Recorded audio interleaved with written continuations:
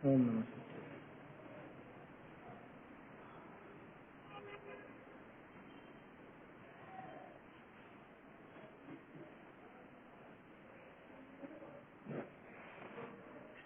जिन शासन गुरु नमो नाना विधि सुखकार आत्महित उपदेश हरे मंगलाचार हरे मंगलाचार।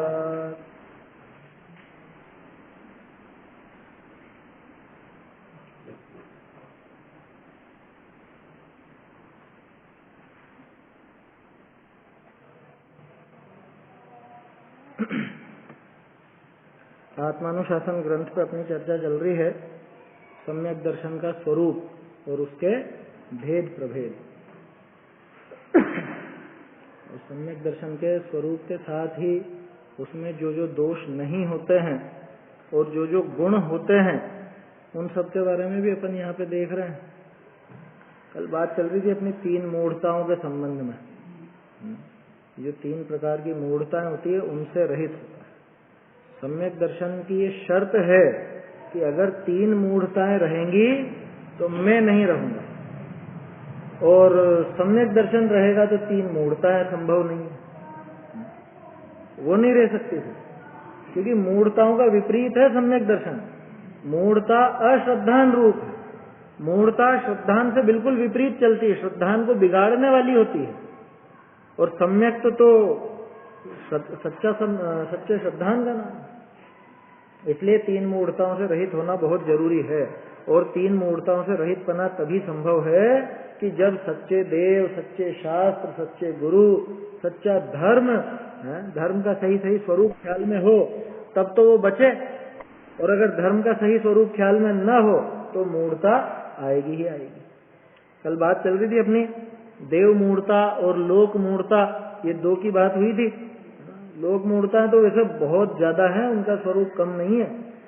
लोक मूढ़ता तो जगह जगह अलग अलग तरह की मिलेगी। फिर भी अपन ने थोड़ा विभाजित करा था 5 प्रकारों में, जन्म मरण परण और मकान और व्यापार, इनसे संबंधित। एक चीज मुझे और ख्याल में आई कल, मतलब यूँ तो ख्याल में रहती है लेकिन अब वो चर्चा में नहीं आ पाई ना। जैसे मौत के समय किसी की मृत्यु होती है, उसके बाद एक बहुत बुरी प्रथा चलती है वो लान बांटने की, है ना।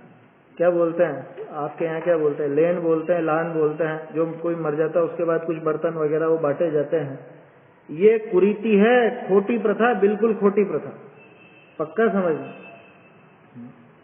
अरे जो सामान्य एक सज्जन हो ना, कोई लौकिक बुद्धि भी जिसमें हो, वो भी इन चीजों का विरोध करेगा। क्यों? क्योंकि ये सारी प्रथाएं ऐसी है कि जिनमें गरीब का मरण है। क्यों कि सेठ जी तो अपनी शान दिखाएंगे, और जो नहीं कर पाएगा वो भी देखा देखी तो करनी पड़ेगी। उसके पीछे उधार लेगा, उसके पीछे और कर्जा चढ़ाता जाएगा। प्रेमचंद था ना, प्रेमचंद, परिवार को भी जोड़ रहे, नहीं करे तो परिवार वालों जान काट। हाँ, तो वो तो सख्ती से मना करे ना। ये तो सख्ती से अपनी जिम्मेदारी है। अपन सख्त रह करके पहले ही वो चीज समझा दे, बतला दे कि भैया ऐसा काम नहीं होना अपने यहाँ, पहले ही स्पष्ट कर दे। और ये पक्का मानना क्या, अरे अभी बहुत से लोग हैं क्या, खुद तो भले जैसे करेंगे कि नहीं करेंगे, लेकिन कहीं से मिल रही है तो लेने में क्या दिक्कत है। अरे आप उसको पूरा बढ़ावा दे रहे हो। अगर कोई इस तरह से लेता है तो क्या कहें, मतलब है, मरे हुए का खा रहा है वो, और लेने में तो मजा ही आ रहा है उसको, क्योंकि वस्तु आ रही है। वस्तु आने में मना कौन करेगा? कि चीज मिल रही है तो मना कौन करेगा? ऊपर से बातें और बनाएंगे कि ऐसी हल्की दी, अच्छी नहीं दी है, देते तो अच्छी देते। ये बहुत बड़ी कुरीति है, ये बंद होनी चाहिए। समझ लो, जो भी अगर लेता भी है तो महापापी है, ये पक्का मानना। और देने वाला भी महापापी।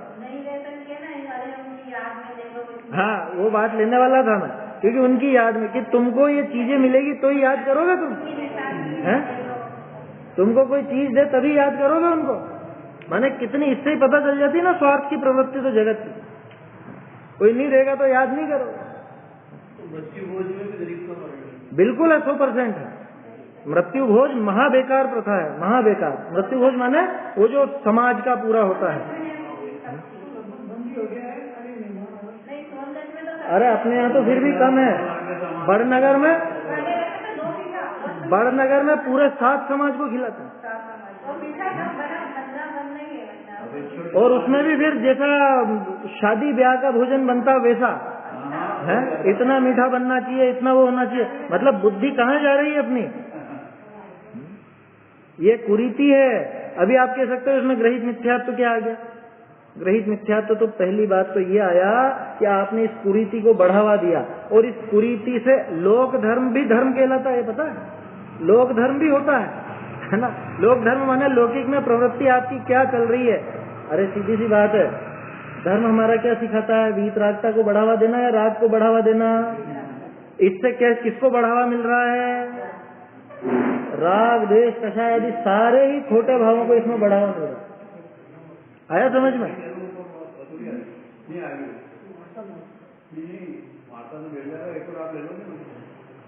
तो कहने का अर्थ ये है कि ये महा बेकार प्रवृत्ति है। अपने को तो अगर किसी के कुछ ऐसा हो कचास मन में तो आज ही छोड़ देना, मेरा तो इतना आग्रह है। अपने यहाँ तो वो हस्तलिखित ग्रंथों का जो है ना अलमारी, उसमें पर्चा पड़ा है मैंने, अपनी गोट में तो बंद हो गया था। हाँ, अपने चंदा प्रभु जी की मंदिर की गोट में तो बंद करवा दिया गया था। हाँ, कब? मतलब कम से कम 70-80 साल पुराना कागज तो होगा ही होगा। अरे हस्तलिखित की कह रहा हूँ मैं, बाद में भी करा होगा भले। मैं तो हस्तलिखित जब मैंने ग्रंथों का काम करा था वहां तब देखा था, उसमें 2-3 ऐसे पत्र मिले थे मुझको पुराने। ये प्रवृत्ति बिल्कुल खोटी है, अपने को बिल्कुल आगे नहीं बढ़ानी, दृढ़ता से मना करना। कोई देता हो तो लेके नहीं आना।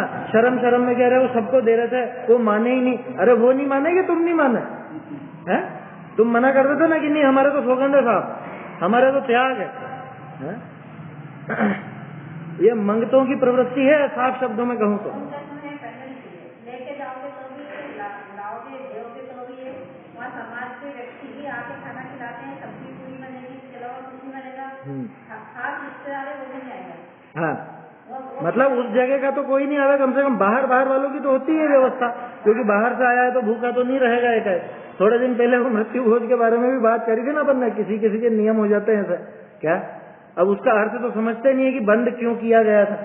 वहां तो मान्यता यूं है कि कुछ अशुभ की मान्यता, जबकि उसका कायदा ये था कि ये जो समाज का भोजन देकर के, और बेचारा वो है पहले ही तो उसके घर में दुख है, और उसके अलावा आर्थिक बोझ उसके ऊपर और डाला जा रहा है।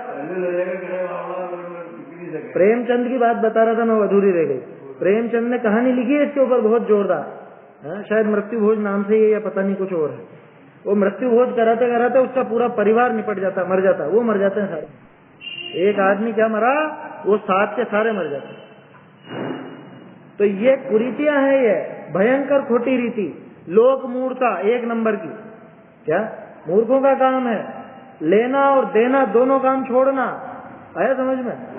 उसकी बात चल रही है, मरने के बाद कुछ देते करते हैं जो बर्तन भांडे न देना न लेना। अच्छा, और देखो तो सही, लेके भी आते हैं और फिर तारीफ कौन करता है? अरे ऐसा बाटा, हल्का बाटा है, अरे इनके तो बर्तन की दुकान थी तो अच्छा दे देते। अरे देखो तो सही कैसी बेशर्मी है बिल्कुल। एक तो लेके आए और उसके बाद उसकी बुराई बस कर रहे हो। ये महापाप का काम है, ये बिल्कुल बंद होना चाहिए, है ना भाई। अगर आपको देने का भाव है तो आप जिनवाणी दो, अगर भाव है ही तो। और उसमें भी लेकिन ये सोच कर दो, क्योंकि अभिनय बहुत होता है, बहुत अभिनय होता है, मैंने देखा है ना। शुरू में जैसे हमने भी दिया करो, तो उसके बाद देखा छोड़ के, जिनको नहीं है रुचि छोड़ जाते हैं। उनसे कहो कि भैया पढ़ो तो लो, साफ बात बोल दो। हाँ कि एक तो रद्दी में नहीं बेचोगे, नियम ले लेना, या उससे एक वो पर्चा लगा दो कि भैया ये आपको निःशुल्क मिली है। इसका अर्थ ये नहीं कि आप इसको रद्दी में बेच दो, वहाँ टेबल पर रख दो, वहाँ पे एक फ्लेक्स लगा दो, जिनको स्वाध्याय करनी हो प्रति परिवार है। बस बहुत बढ़िया, वो सबसे सही है। क्या कि जिसका मन होगा वो ही उठाएगा, जबरदस्ती नहीं देना, है ना। शुरू में तो अपना भी भाई मन तो होता है सभी लोग जिनवाणी पढ़े, लेकिन जब नहीं पढ़े जबरदस्ती थोड़े ना दी जा सकती किसी को। जबरदस्ती जिनवाणी भी नहीं देना है, समझिए नहीं। अब उस प्रसंग में शुल्क नहीं रख सकते ना। हाँ, दूसरे प्रसंग में तो निःशुल्क बांटने की तो प्रथा है ही नहीं अपने पर। ये तो खैर अभी मरण मौत वाली बात चली, इसलिए अपन ये बात कर रहे हैं। बाकी कायदे हाँ मुझे पता है ना, हमारे अम्मा बाबूजी के टाइम भी हुआ ना, हमने तो दोनों के टाइम पे कोशिश करी थी देने की, लेकिन दिख गया वो तो किस्मत की बात है, यहीं पे छोड़ गए तो यहीं पे वापस सुरक्षित अपने को मिल गई, नहीं तो जाने कहाँ क्या अभिनय करते। जिनवाणी की कीमत तो रहनी ही चाहिए, भले 10 रुपए रहे लेकिन रहनी चाहिए, क्योंकि कोई 10 रुपए की भी चीज लाता है तो वो व्यर्थ नहीं फेंकता, वो रद्दी में तो नहीं देगा, क्योंकि मोल लेकर के आया समझ में। 10 रुपए तो होनी ही चाहिए, मतलब जो भी मिनिमम हो। 5 का खुले का चक्कर पड़ता है इसलिए कह रहा हूँ पहले 5 का था तो 5 रख दो भले, लेकिन कीमत रखनी चाहिए। गुरुदेव भी इसी पक्ष में थे। गुरुदेव ने जब कहा देखो ख्रिस्ती लोगों को, क्रिश्चियन लोग, उनका उदाहरण देते हैं गुरुदेव कि वो निःशुल्क बांटते हैं, तो फिर उनको किसी ने कहा निःशुल्क में अभिनय होगा, तो उन्होंने कहा 2 रुपए, मतलब जो भी सबसे कम उस समय कीमत थी उतना रखो, लेकिन बिल्कुल कम कीमत में, लागत से कम मूल्य में दो। वो परंपरा आज भी अपने यहाँ पे चलती है। अपनी संस्थाओं से जो साहित्य प्रकाशित होता है बहुत कीमती, मतलब बहुत ज्यादा कीमत वाला नहीं होता, ये तो अनमोल है, लेकिन वो कीमत भी सिर्फ उसकी थोड़ी लोगों को महिमा आए इस वजह से, और आगे का भी प्रकाशन चल जाए, आगे भी प्रकाशन होता रहे इस भावना से। कोई लाभ कमाने की भावना तो किसी को भी नहीं रहती उसकी। तो ये भी एक खोटी रीति थी, है ना। वो एकदम भाव बना तो मैंने कहा बोल ही दूं, कहाँ मौका लगता मूर्ताओं को बात करने का देना। चलिए, तो देव मूर्ता और ये लोक मूर्ता, है ना। और भी बहुत सी बातें हैं, अपने अपने दिमाग से विचार करो। भाई हमारा धर्म हमको सिखाता है अहिंसा और वीतरागता का पोषण। जिस काम में वीतरागता नहीं बढ़ रही है, राग द्वेष बढ़ रहा है, वो काम समझ लेना मूर्ता की श्रेणी नहीं आएगा, वो मूर्ता की ही श्रेणी में आएगा। वो जल्दी से जल्दी छोड़ना, जितनी जल्दी हो सके, क्योंकि अपन तो वीतरागता के उपासक है ना, हमारे भगवान वीतरागी, हम उन्हीं को नमस्कार करते हैं, और इसीलिए नमस्कार करते हैं कि वो वीतरागी है। कल बात की तो थी अपन ने देव भक्ति का अन्यथा रूप वाली। नमस्कार क्यों करते हैं भगवान को? कि वो वीतरागी हैं, वो राग द्वेष से रहित हैं, इसलिए, एकमात्र यही कारण। तो इसलिए, है ना। अच्छा, वो टोडरमल जी ने सबसे ज्यादा इसी पे जोर दिया है, पहले भी अपन बात कर चुके हैं। वो लेख है एक, उसके अंदर भी काफी लिखा है। जगह जगह आपको मैं दिखा दूंगा वीतरागता की वृद्धि, राग द्वेष घटाने का उपाय। जिन्हें दुखी नहीं होना हो वे कषाय न करें, जिन्हें बंद नहीं करना हो वे राग द्वेष न करें। ऐसी ऐसी पंक्तियां हैं टोडरमल जी की, सबसे ज्यादा जोर उसी पर। इसलिए चाहे लौकिक काम हो, क्या चाहे लौकिक काम, सिर्फ धार्मिक नहीं, धार्मिक में तो कम से कम राग द्वेष बढ़े, कम से कम हिंसा, वो तो करना ही करना। लेकिन लौकिक कार्यों में भी जहां पे राग द्वेष नहीं बढ़े ऐसा काम करना, जहां हिंसा न बढ़े ऐसा काम करना, जिसमें राग द्वेष बढ़ते हो, बहुत विकल्प खड़े होते हो, वो काम से जी भरकर बचने का प्रयास करना। ऐसा कुतर्क नहीं लगाना, कह रहे अपन तो गृहस्थ हैं, गृहस्थ के तो सब चलता है, गृहस्थ के तो सब होता है। अरे सब होता है, उसकी एक लिमिट होती है। तुम्हारी प्रवृत्ति ये बताती है कि तुम्हारी रुचि किधर की है। हमारी प्रवृत्ति से पता चल जाएगा कि रुचि किधर की। प्रवृत्ति अगर हमारी बहुत राग द्वेष बढ़ाने वाली है, रागात्मक है, बहुत लौकिक आयोजनों में, लौकिक कार्यों में या लौकिक प्रसंगों में खूब उल्लास नजर आता है, तो समझ लेना कि अभी वीतरागता की रुचि कम है। आया समझ में? अब तो जमाना ही मोबाइल का, सोशल मीडिया का है ना, उस पर दिख जाती है अपनी प्रवृत्तियां, अपनी रुचियां। क्या पागल जैसे फोटो खिंचा खिंचा के हैं, और क्या क्या मनाएंगे, जन्मदिन भी मनाएंगे, और बच्चा हुआ तो बच्चे का भी 1-1 महीने का जन्मदिन है, या समझ लो शादी हुई तो शादी में भी 1-1 हफ्ते 1-1। और अभी तो क्या पागलपन चलता है बिल्कुल। पहले वो फोटो एल्बम चला करते थे, है ना, कि देख देख के यादें ताजी कर लो। अब वो फोटो एल्बम के तो गए जमाने, अब तो मोबाइल में सारे के सारे एल्बम आ गए ना आपके। क्या तो शादी ब्याह, और क्या जो मरण मौत के भी, वो तो उसके भी चढ़ाते हैं खुश हो। कहीं घूमने जाए तो, कुछ खाए तो, कहीं होटल जाए तो, कैसा पागलपन छाया हुआ। हाँ तो ये सब राग आदि बढ़ाने की प्रवृत्ति है, ये घटनी चाहिए। आया समझ में? जिसकी रुचि इधर बढ़ेगी उसकी प्रवृत्ति अपने आप इन कामों से घट जाएगी अपने आप, है ना। वो इन चोचलों में नहीं पड़ेगा कि मुझे ये फोटो चढ़ाना है, कितनों ने तो लाइक करा और कितनों ने शेयर किया और कितने उसको अच्छा कह रहे हैं, क्या क्या बोलते हो, क्या चढ़ता है व्हाट्सएप पे, क्या चढ़ाता है? स्टेटस। ये स्टेटस भी नाम भी छांट के रखा है उन्होंने, स्टेटस है, लोगों को लगे कि ये हमारा स्टेटस है। ये पागलपन है ये पूरा। कहाँ जाएगा, कितने फोटो देखेगा वहां पे। देखो नागपुर गया था ना, वहां मैंने एक प्रवृत्ति देखी युवा लोगों में, युवक और युवतियों दोनों में, शादीशुदा में भी, वो टेटू की बहुत वहां पे चलता है। तो मैं तो एक दिन देखा, जिसके खाना खाने जाऊं सबके घर में ही कोई ना कोई। तो मेरा दिमाग खराब हुआ वहां पे, मैंने सुना था, मैंने कि पहले ही तो इस शरीर से ममत्व इतना जबरदस्त पड़ा हुआ है, इसका राग इतना पड़ा है अनादिकाल से कि इसके चक्कर में वो मिथ्यात्व छूटता नहीं है, और फिर उसके ऊपर और ये गोदना वोदना करवा के क्या पागल बनेगा। मैंने कहा लिखाओ तो अब कैसे लिखा ना, ये मैं नहीं हूं, ऐसा टेटू बनवाओ तो आया समझ में। अच्छा एक विचार करो गंभीरता से, प्रैक्टिकली, जो ऐसा वो बनवाता है टेटू वेटू, वो कभी दीक्षा ले सकेगा? है? वो दीक्षा ले सकेगा? कभी दीक्षा लेने के भाव आएंगे उसको? कभी नहीं आएंगे। वो महिला जो बनवाएगी वो क्या आर्यिका बन सकेगी कभी? उसको कभी ब्रह्मचर्य के भाव उमड़ेंगे? तो ये सोचो कितना विपरीत काम हो गया धर्म से। जबकि अपन हमेशा एक बात बोलते हैं, वो श्रावक नहीं जिसे मुनि बनने का भाव ना। और ये तो अपन उस भाव को ही समाप्त कर रहे हैं यहाँ तक। वो बनवा के और तरह तरह की ये सब साज सज्जा और पता नहीं क्या क्या, ये सारी की सारी मूढ़ताएं हैं। ये सम्यक दर्शन में बाधक। कह रहे उसमें क्या हो गया सम्यक दर्शन में बाधक कैसा, कि आप उस अनादिकालीन मोह को पुष्ट कर रहे हो ना, उसको पोषण मिल रहा है या नहीं मिल रहा? पहले तो ये मैं हूं, ये जो नजर आ रहा है ये मैं हूं, अब उसके बाद उस पर भी कुछ ना कुछ और रंग बिरंगापन है, वो मेकअप वगैरह, या उस पर भी वो टेटू वगैरह है, या बाल है तो बालों को रंगना या नकली से लगवाना, ये सब चीजें होती है कि नहीं होती? तो ये सोचो उस पर और ज्यादा प्लास्टर चढ़ाते गए ना उस दीवार पर अपन को, वो मिथ्यात्व की दीवार टूटेगी कैसे? उस पर कितना कितना जाड़ा प्लास्टर चढ़ गया सोचो। इसलिए वो विरक्ति आनी चाहिए, है ना, ज्ञानी जीव की, अथवा जो ज्ञानी होना चाहता है या जो धर्म मार्ग में आगे बढ़ना चाहता है, वीतरागता के मार्ग में आगे बढ़ना चाहता है, उसको तो वो विरक्ति होनी ही चाहिए। आएगी। ज्ञान और वैराग्य ये दोनों चलते हैं साथ साथ। ये असंभव है कि इधर तो ज्ञान ज्ञान ज्ञान होता जाए और उधर जरा भी विरक्ति नहीं है लौकिक कार्यों में। यहाँ संसार की रुचि टूट ही नहीं रही है, ऐसे पागल बन रहे हैं। ऐसी प्रवृत्तियां घटाना, है ना। अभी तुम लोगों को देख देख के तो बहुत खुशी होती है मुझको। मतलब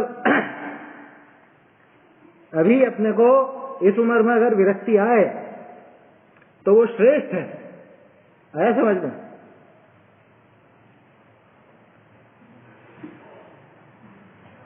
चलो तो देव मूर्ता, लोक मूर्ता, समय मूर्ता, ये बात हुई अपनी।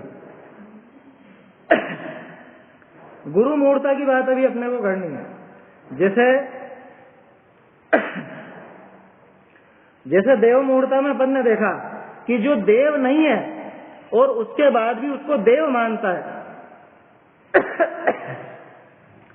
तो उसी तरह से जो गुरु नहीं है उसको गुरु माने, वो गुरु मूर्ता। अथवा जो सच्चे गुरु हैं उनमें भी अन्यथा कुछ स्वरूप समझ ले, अन्यथा कुछ उनका स्वरूप माने, या गुरु का वेश बना करके जो आया, समझ में आ रही बात। गुरु का वेश तो बना रखा है लेकिन गुरु के गुण जिसमें नजर नहीं आते और उसको हम गुरु मानते हैं, ये भी गुरु मूर्ता है। मन से ही बोले जा रहे हो कि पढ़ लो शास्त्रों में, मैं मन से बोल रहा हूँ तो शास्त्रों में पढ़ लो। पढ़ना कहाँ है लेकिन, है ना। आचार्यों ने जो कहा, अरे कैसी मूर्खता चल रही है अभी देखने में आती है। जो वर्तमान के मुनियों को नहीं मानता है वो उनको जैन समाज से बाहर करो, वो दिगंबर नहीं है। कि वर्तमान के, और वो जो पुराने हैं उनपे कि उनसे कोई मतलब नहीं हमको, कुंदाचार्य से कोई मतलब नहीं है, या 1000 साल पहले वाले कोई हो गए हैं उनसे मतलब नहीं। तो या तो ये बता दो कि उनमें कुछ कमी थी जो ये कुछ नए गुण लेकर के आए हैं, या कुछ ऐसी कोई विशेष बात है जो अभी अपने को नजर आ रही और पहले नजर नहीं आती थी। वो भी पुराने हो गए। तीर्थंकर भी तो पुराने हो गए, सही बात है कि वर्तमान वालों को जो नहीं माने वो दिगंबर नहीं, ऐसे फतवे जारी किए जा रहे हैं कि तुमको लाइसेंस किसने दिया जो तुम हमको आकर के कहोगे कि तुम दिगंबर हो या नहीं हो? जिसको खुद को दिगंबरत्व की कुछ गौरव नहीं है, जिसको खुद को जैन पने का कुछ गौरव नहीं, जिसको जैन पने की प्रवृत्ति नहीं, जिसको जो रात में खाता हो, आलू प्याज खाता हो, है मदिरा पान करता हो, वो अब दूसरों को वो लाइसेंस देगा कि तुम दिगंबर हो, तुम दिगंबर नहीं। ये ऐसी बेशर्मी, ये गुरु मूर्ता है कि हम गुरु भक्त हैं। काहे के गुरु भक्त हो? गुरु की कौन सी बात मानी तुमने? तुम जिनको गुरु मानते हो उनकी कौन सी बात मान ली? तुम जिनको गुरु मानते हो वो भी आलू प्याज की तो मना करते हैं कि नहीं करते हैं? वो तो तुम्हारे छूटे नहीं। तुम जिनको गुरु मानते हो वो भी रात्रि भोजन की तो मना करते ही होंगे, अगर जैन मुनि का वेश भी धरा है तो। वो अपन थोड़े ना बोलेंगे वो बात कि वो नहीं करते, वो तो वो बोलेंगे कि नहीं उन्होंने नहीं करा मना, तो अपना पोल खुलेगी उनकी खुद की। मना करेंगे स्वाध्याय की कि स्वाध्याय मत करो, ये मना नहीं करेंगे कि मतलब तुम रात में मत खाओ, आलू प्याज मत खाओ। इतनी शिक्षा देने की फुर्सत नहीं है और खुद को गुरु कहलाना चाहते हैं। नियम दिलाते हैं कि हमारी प्रार्थना करो, उस प्रार्थना के बिना भोजन मत करना है। मतलब क्या करें, इतना दुख होता है देख देख कर, सुन सुन करके। गुरु मूर्ता कितनी जबरदस्त छाई हुई है।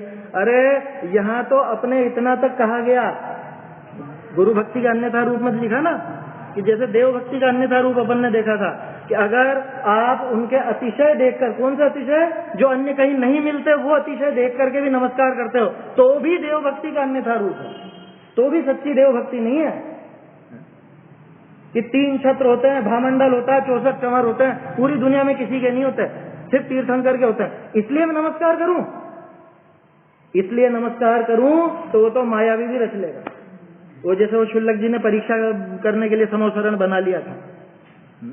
हमारे यहाँ तो इतनी ऊंची बात है कि नमस्कार ही तब किया जाता है कि वीतरागता हो, सर्वज्ञता हो, हितोपदेशी बना हो, तो हम नमस्कार करते हैं, और किसी कारण नहीं करते। वो सारे गुण भी हैं, उनकी मना नहीं है और उनकी वजह से महिमा भी है, लेकिन अकेले उन कारणों से हम नमस्कार नहीं करते भगवान को।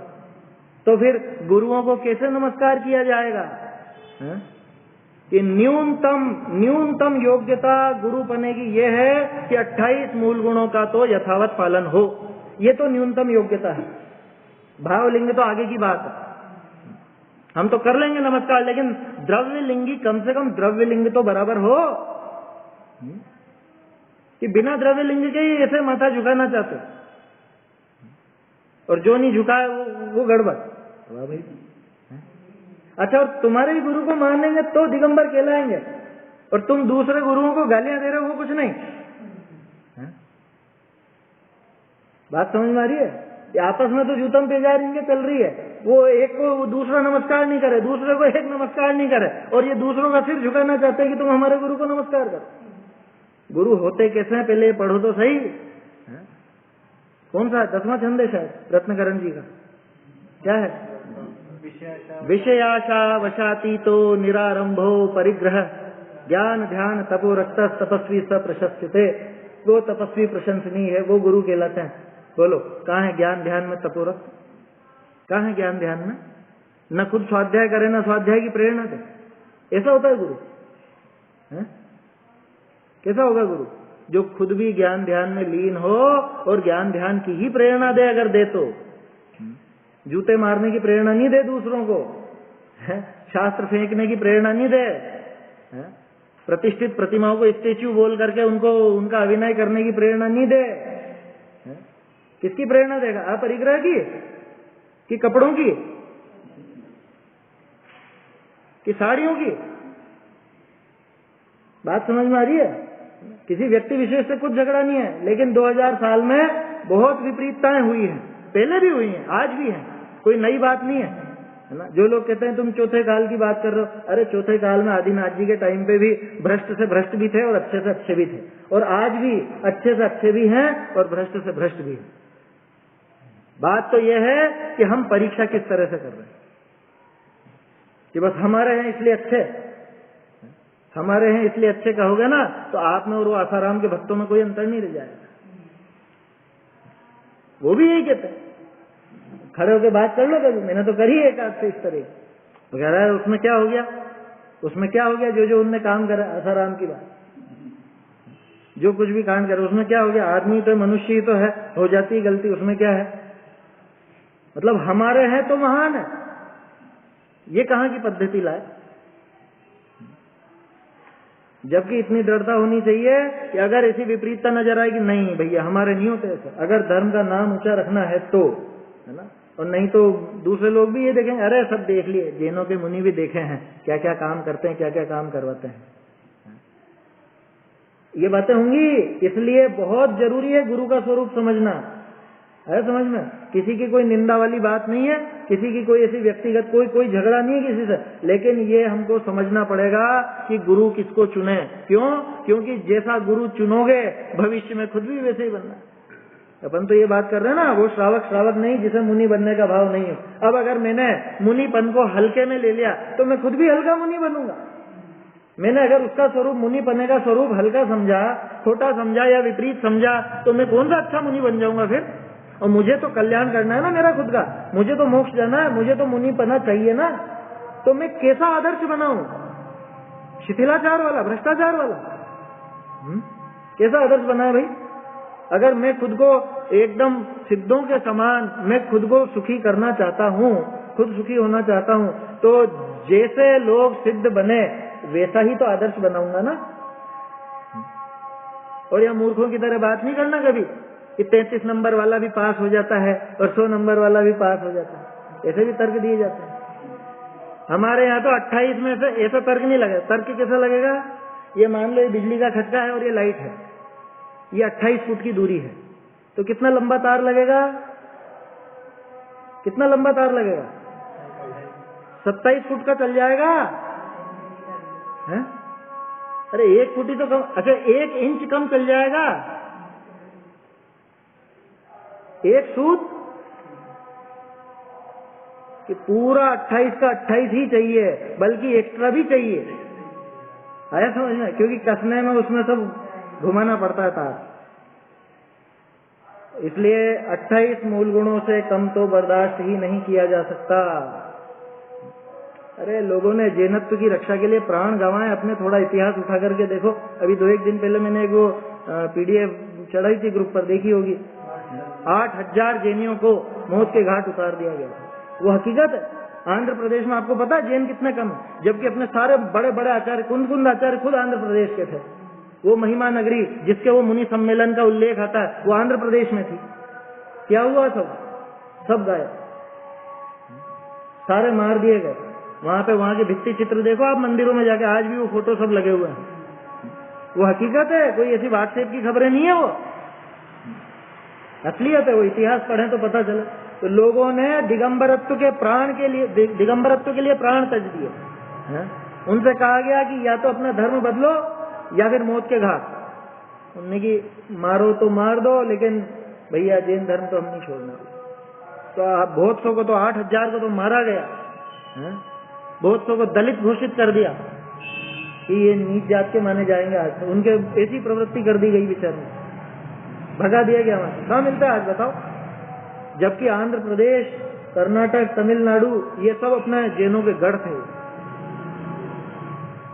इतिहास थोड़ा देखना चाहिए तो अपना गौरव आवे, है ना। और हम तो खुद ही अपने इसी वेश में और वैसे के वैसे हुए जा रहे हैं। तो बचा क्या फिर? नाम के जैन रह जाए, काम पूरा होगा वही करे, वही परंपरा हम चला देवे नाम जैन का रख करके, तो उनका तो प्रयोजन पूरा सिद्ध हो गया। जिन्होंने प्राण दिए हैं, टोडरमल जी जैसों ने, टोडरमल जी को नहीं मानो तो उन 8000 को तो मानो। वहां जाने कितने मुनियों को मौत के घाट उतार दिया गया, मुनियों को भी साथ के साथ। ये सब हत्याकांड हुआ 1000-1200 साल पहले। तो गरिमा आनी चाहिए भाई। ये ऐसा नहीं है कि बस कि अरे हम तो बस पीछी कमंडल देखते हैं। पीछी कमंडल दूसरों के पास भी मिल जाता है, फिर उनको भी फिर मुनि मान लेना, उनको भी गुरु मान लेना। क्योंकि कमंडल की प्रवृत्ति कोई अपने में ही थोड़ी ना, अन्य मत में भी होता है कमंडल। और पीछे रखने में भी क्या बड़ी बात है, रख लेंगे फिर वो भी, तो मान लें फिर उनको भी। यहाँ जो नग्नता कही गई है वो सिर्फ बाहर से नहीं है बल्कि अंतरंग से भी है। बाह्य और अभ्यंतर सभी प्रकार के परिग्रह से रहित होते हैं हमारे मुनिराज। आया समझ? विषयों की आशा नहीं जिनके, साम्य भाव धन रखते हैं। ऐसे होते हैं हमारे मुनिराज कि जिनको विषयों की कोई अभिलाषा नहीं, जिनको भोजन की परवाह नहीं, जिनको सर्दी की परवाह नहीं, जिनको गर्मी की परवाह नहीं। आया समझ में? अब बहुत से तर्क लेते हैं ना कि अरे देखो वेश तो है, वेश तो है। अच्छा, एक छोटा सा उदाहरण है, समझना। पाकिस्तानी कोई घुस आए भारत के सैनिक की वेशभूषा में, क्या भारत का सैनिक हो ना, भारत का सैनिक, भारत के सैनिक को मार के उसने उसकी वेशभूषा ले ली। अब वो वेशभूषा आ करके और यहाँ पे वो जो भी उनका एजेंडा है वो चलावे, क्या करें उसको? क्या अरे देखो देखो अपना भारतीय सैनिक की वर्दी है, इसको खाना खिलाओ पिलाओ तो सही है। अरे बेचारा भारतीय सैनिक की वर्दी में है, क्या होगा? सजा होगी कि नहीं होगी? इस आतंकवादी को किसने आश्रय दिया था? इसको किसने व्यवस्था करी थी इसकी? वो भी पकड़ा जाता है कि नहीं? वो भी तो साथ के साथ ही पकड़ा जाता है। आया समझ में? तो इसलिए बहुत बच के रहना, इस चक्कर में मत आ जाना कि अरे वेश तो वैसा ही, वेश तो वैसा ही है।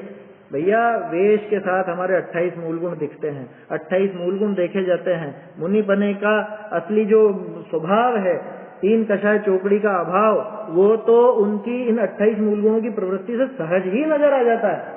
क्या कह रहे भावलिंग की अपन थोड़ा पहचान कर सकते कि भावलिंग की पहचान के लिए वो द्रव्यलिंग है ना, तो द्रव्यलिंग अगर यथावत हो तो बिल्कुल पूज्य है वो, कोई दिक्कत नहीं है।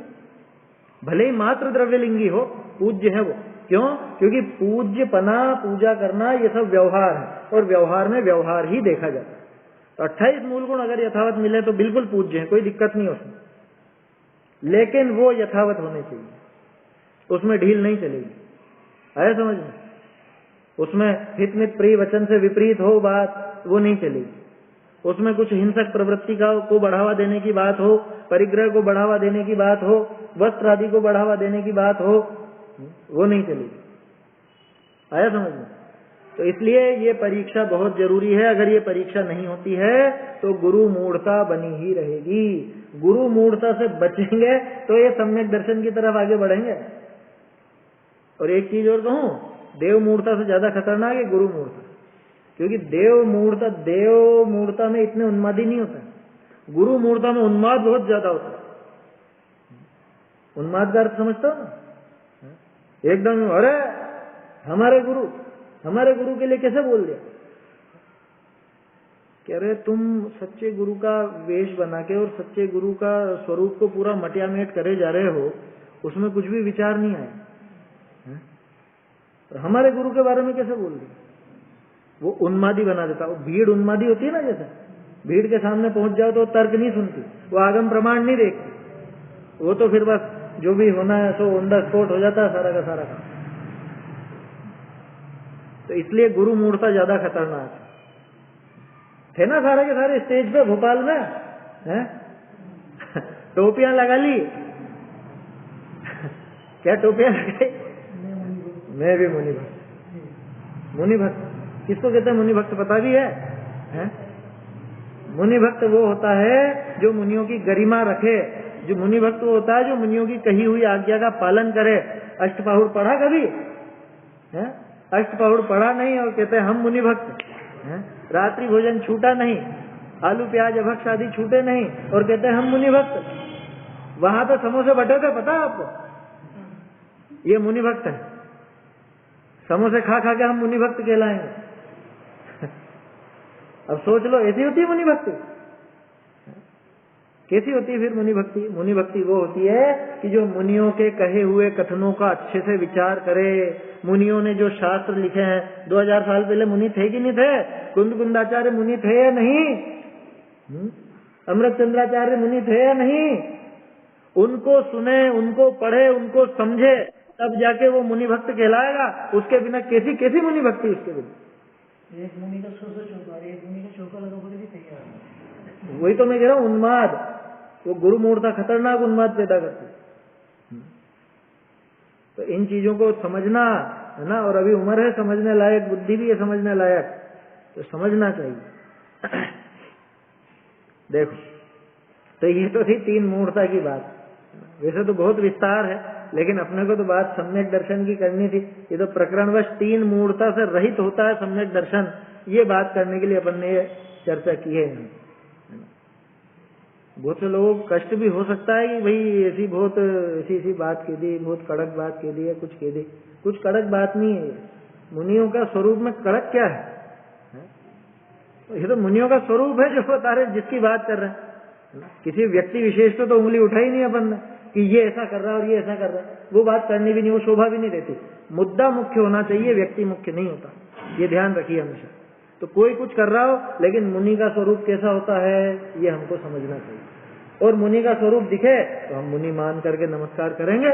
मुनि का स्वरूप ही नहीं दिखेगा तो कैसे मुनि मानेंगे बताओ? कल से मैं आपसे कहने लग जाऊं तुम मुझे मुनि मानो,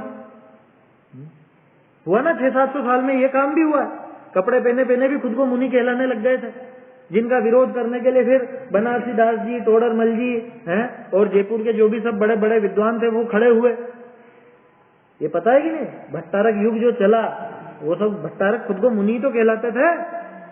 तो क्या बड़ी बात है, आज भी अगर कोई कपड़े पहन करके और खुद को मुनि कहलाने लग जाए तो, एसी में बैठ करके है या कपड़े का इस्तेमाल करके, नेपकिन का इस्तेमाल करके और खुद को मुनि कहलाने लग जाए, चप्पलें पहन करके मुनि कहलाने लग जाए कि कपड़े तो नहीं ओढ़ना, वो क्या ये चटाई ओढ़ करके और खुद को मुनि कहलाने लग जाए, क्या बड़ी बात है इसमें?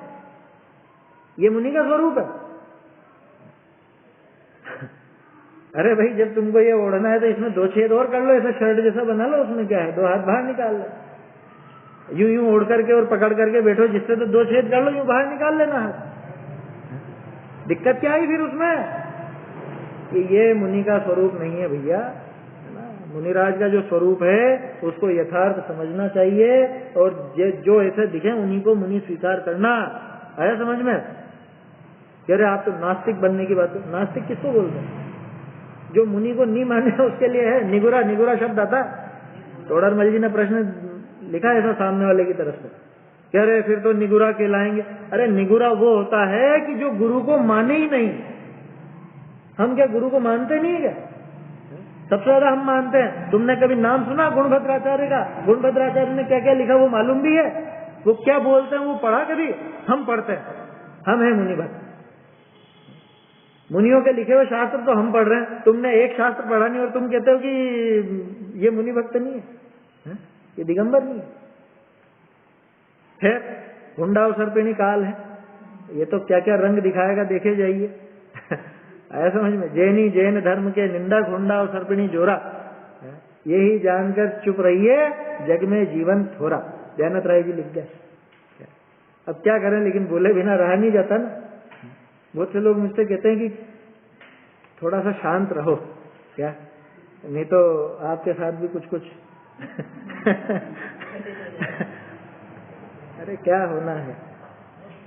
देखो, कल भी अपन ने बात की थी, लौकिक में तो भले सामने वाला जूते दे खा लेना, लेकिन धर्म के मार्ग में देवशास्त्र गुरु के जो गरिमा है उससे जरा सा भी समझौता बर्दाश्त नहीं किया जा सकता।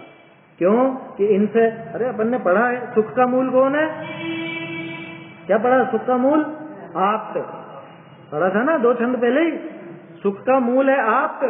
अब अगर मैं आप्त के स्वरूप में गड़बड़ कर दूं तो सुख कैसा मिलेगा ये सोचो।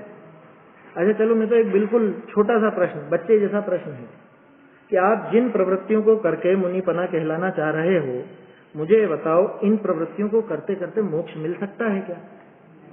बस इतना सा प्रश्न, और कुछ नहीं। इन प्रवृत्तियों को करते करते मोक्ष मिल जाएगा क्या? अगर नहीं मिलेगा तो ये कैसा गुरु है, कैसा मुनिपना है? छोटा सा प्रश्न है, बिल्कुल छोटा सा। बात समझ में आई? प्रश्न समझ में आया? जो खोटी प्रवृत्ति नजर आती है, गुरु का वेश धारण करे और खोटी प्रवृत्ति करे, ऐसा काम करते मोक्ष मिल सकता हो तो हम इनको पूज लेंगे। आप तो इतना सा जवाब दे दो, ऐसा काम करते करते मोक्ष हो गया, या आज तक किसी को हुआ हो तो बता दो कि वो कपड़े पहने पहने ही मोक्ष चले गए, वो हथकरघा चलाते चलाते मोक्ष चले गए हैं, वो साड़ियां देखते देखते मोक्ष चले गए। बता दो, ऐसा बता दो कुछ। या वो मंदिरों में तोड़फोड़ कराते कराते मोक्ष चले। मुझे तो जो जिन प्रवृत्तियों पे उंगली उठाई जाती है, अगर उन प्रवृत्तियों को करते करते कोई मोक्ष गया हो या जा सकता हो, बस इतना सा बता दो, हम मान लेंगे, हम नमस्कार कर लेंगे कि ठीक है, ऐसा भी मोक्ष मार्ग होता है।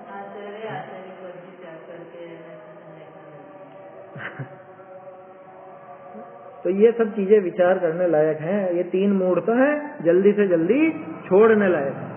3 मूर्ताओं के बाद 6 अनायतन।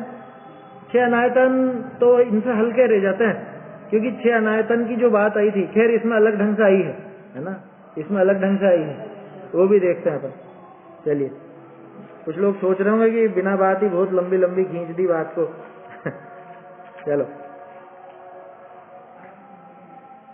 हाँ, तहाँ लोक मूढ़, समय मूढ़, देव मूढ़ भेदते 3 मूढ़, और जाति कुल आदि 8 मद। इसके बाद 8 मद का नंबर आया। 8 मद नहीं होते। 8 मदों के नाम मालूम है?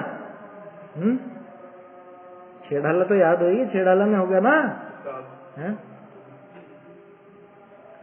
देखो, मुझे छेड़ाला का छंद याद नहीं रहता, रत्नकरण जी का याद रहता। ज्ञानम पूजाम कुलम जातिम बलम रिद्धिम तपो वपु, बिल्कुल सीधा। अष्टावासित्य मानित्वम स्मय माहुर गत स्मया। क्या? जिनके स्मय नहीं है, जो गत स्मय है, आचार्य अथवा समझ लो भगवान। स्मय माने मद, मान, घमंड। तो जो स्मय से रहित हैं, उन्होंने 8 स्मय कहे हैं।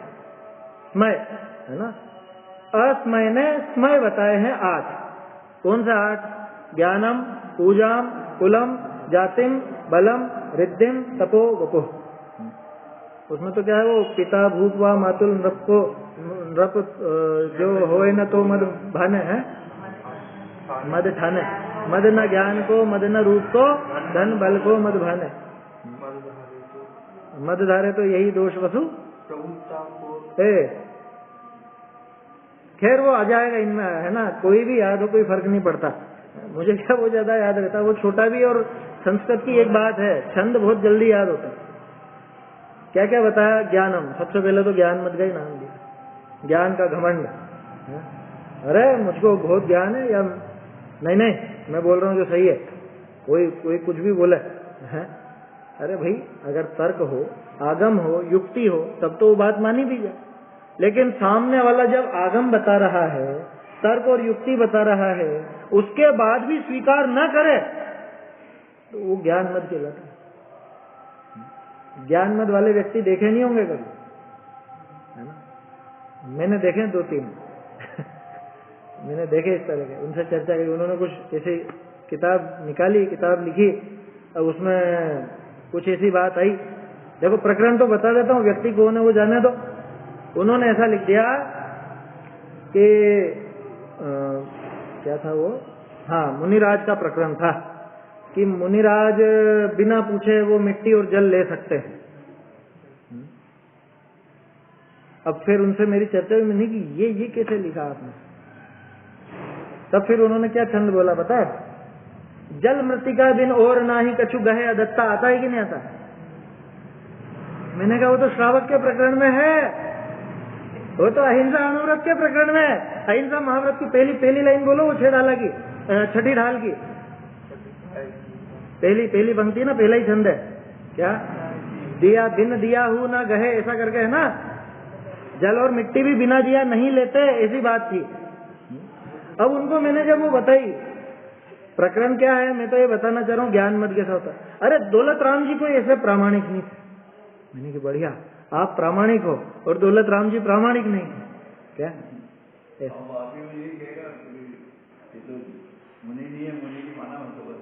हाँ, नहीं, उनकी बात नहीं, मैं तो अच्छे बड़े विद्वान हैं, बहुत समझदार हैं, है ना, जबरदस्त विद्वान है, लेकिन अब वो इसको कहते हैं ज्ञान मत, वो स्वीकार नहीं किया। उसके पीछे तो दौलत राम जी को अप्रामाणिक ठहरा दिया उन्होंने। तो वहीं पर समझ में आ गया कि ये क्या करेंगे और क्या नहीं करेंगे, तो गड़बड़ हो जाएगा सारा मामला। तो इस तरह का होता है ज्ञान मत, जो गिने ही नहीं अपने ज्ञान, मतलब थोड़ा बहुत पढ़ करके और मैं खुद को ज्ञानी समझने लग जाऊं। जैसा कुछ दिन पहले मैंने कहा था, जब शास्त्री करते हैं ना, तो फाइनल ईयर में या फाइनल ईयर के बाद एक थोड़ा सा ऐसा चढ़ता है कि अपने को बहुत कुछ आ गया है, बहुत कुछ सीख गए हैं, क्या खुद को बहुत समझने लग जाते हैं। उस उम्र में होता भी इस तरह, लेकिन धीरे धीरे जब शास्त्रों का अभ्यास करे तो पता चलता है कुछ भी नहीं जानते, कुछ भी नहीं जानते। भले कितना ही पढ़ लो, तो भाई ज्ञान ज्यादा होता जाता है तो अपना विनम्रता आती है। विद्या ददाति विनयम, ये लाइन जो है ना, ये दोनों तरफ से चलती है कि विद्या विनय को देती है, ऐसा भी अर्थ होता है इसका। विनय से विद्या आती है तो है ही, लेकिन विद्या विनय को देती है कि जो विद्यावान होते हैं उनके जीवन में विनय तो अपने आप आ जाती है, मृदुता अपने आप आ जाती है, ज्ञान का घमंड नहीं होता, आया समझ में। लेकिन आज तो स्थिति यह है, ज्ञान हो चाहे नहीं हो, लेकिन खुद को बहुत बड़ा ज्ञानी मानने की प्रवृत्ति बहुत रहती है, क्योंकि सोशल मीडिया का जमाना है ना, लिखने की भी उतावली बहुत रहती है, मुझे कुछ भी लिख करके और चढ़ाना है और लोगों से तारीफ लेनी है। अब अगर कोई उसमें कमी निकाल दे तो फिर देखो, फिर थ्योरियां चढ़ जाती है, फिर उसमें कुतर्क होने लगते हैं, ये सारी बातें होती हैं। देखो मैं तो इसमें जंगल में हो, कमंडल में पानी भी नहीं हो, हाँ, तो शुद्धि के लिए जाना पड़ता है, फिर क्या? वहां पे उसकी परिस्थिति आती है, मूलाचार आदि में कुछ मंत्रोच्चारण आदि की बात आई, ये बात मैंने कही थी उनसे, है ना। उसमें है जो भी है विधि वो, क्योंकि भाई जो भी वहां के यक्ष हैं वगैरह, तो उनको कम से कम बोल करके तो लेंगे झरने आदि का जल। तो उन्होंने क्या कहा, जिनसे वो चर्चा हुई थी मेरी, कह रहे मुनिराज उस मिथ्या दृष्टि से क्यों पूछेंगे। मैंने कि ये कौन सा तर्क हुआ, कोई मिथ्या दृष्टि है तो उसका कुछ भी तुम ले आओगे बिना पूछे कि वो तो मिथ्या दृष्टि है, तो मैं उसको उठा लाया, मिथ्या दृष्टि से सम्यक दृष्टि क्यों पूछेगा, ये कोई तर्क थोड़ी ना हुआ।